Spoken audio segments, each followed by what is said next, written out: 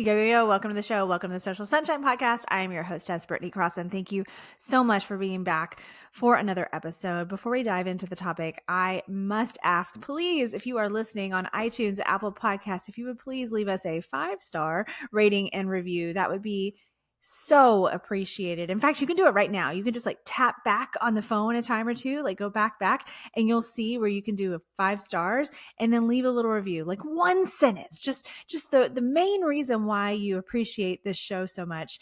That's going to help us so much in the Apple Podcast algorithm for the show to get more visibility. It also helps potential listeners that are considering listening when they look at the reviews. It can help them understand why they would want to listen and why it's a valuable show. And the more we can grow this show, the better we can make this show and the more people that we can help. And that's the whole point.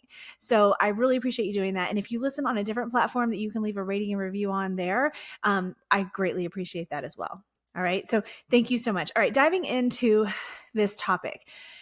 When it comes to traditional businesses, most likely clients are not going to initially find you on social media. And I think this is a big misconception in this world of social media for business. I think that a lot of times it's assumed that businesses should have a social media presence for 2 reasons. One, for new clients and customers to find you, and 2, for you to close sales. And that's not really the case when it comes to traditional businesses. And let me define traditional business. I don't really have a better word for it. You can let me know if you have a better word. Maybe local business. What I mean by that is like a drive-by business, like a business that has a listing in Google Business. When you look it up, they have an address. It's the boutique. It's the hair salon. It's the printing store, it's the restaurant, right? Or even the service provider that has a local office space and serves their local area. Things like that. I mean, even for my company, Fun Love Media, we aren't even in an office full time. We work remote a large percentage of the time, but we have an office and a location and a headquarters in Houston and all that. And that's more of a traditional kind of business. That's what I mean by that. So again, I just, using the only word that I could think of that would help everybody understand what I meant. So this whole idea that I'm sharing today does not necessarily apply as much to, say, let me give a few examples. Someone who is like a business coach, where you're doing the majority of your marketing, say, on Instagram, or somebody who is a freelance website designer, or even a freelance copywriter, and you're really active on LinkedIn, and that's how you get clients, right? Like those kinds of things where it's almost like a virtual service provider, where you probably wouldn't be found if somebody Googled for that service. This conversation doesn't necessarily apply to you, because I think you are going to be discovered by new clients on social media because it makes sense for what you're doing and the way you market and the way people look for those services. But when it comes to the others, this does apply. Most of the time, new clients and customers are not going to find you for the first time on social media. That's typically not going to be their initial discovery of your business. Some, but not a large percentage. A very small percentage of your new clients and customers are going to find you that way, when you are kind of like this traditional local business. And also, it's not going to be all about just closing sales. You don't really close sales on social media in this case. That really happens elsewhere. So if you're like, all right, Brittany, well then what in the hell do us local kind of traditional businesses need social media for?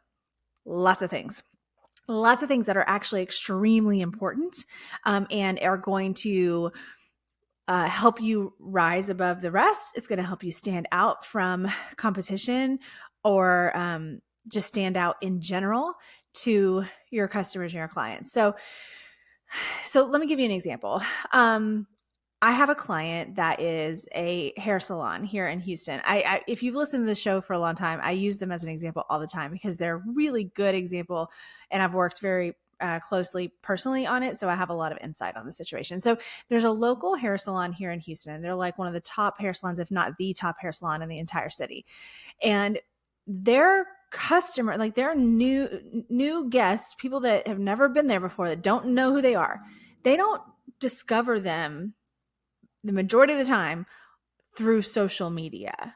They didn't before they hired Fun Love Media to work on their social media presence, and they still don't as much after. I mean, I would say maybe since we've worked on their social media, because they actually have professionals consistently doing it and sharing high quality videos and all this cool stuff, has that number increased where more people are discovering them on social? Sure.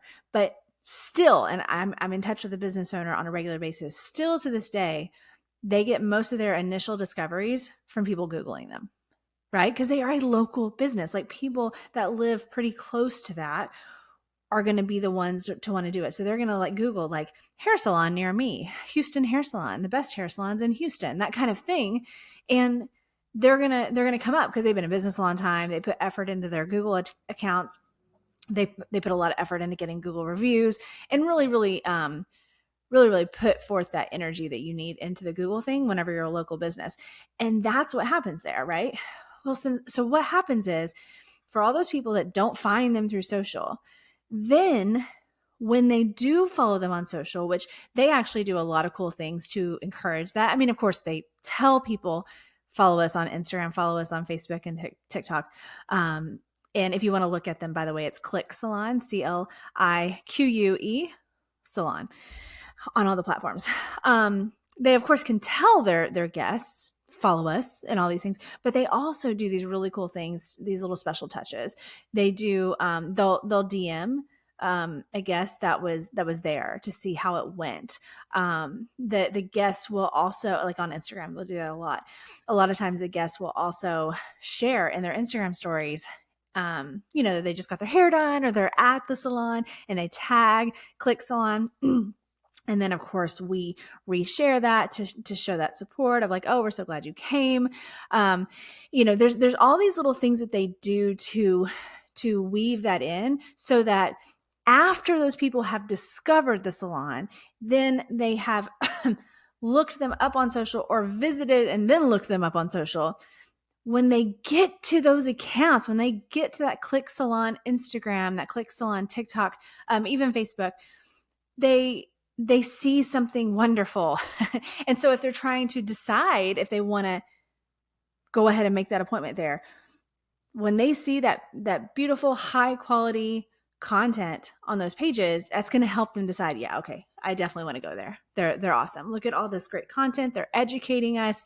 They're sharing all these things. They're fun to work with. It's a great environment, all those things, right? So it's going to help make that decision for them to go.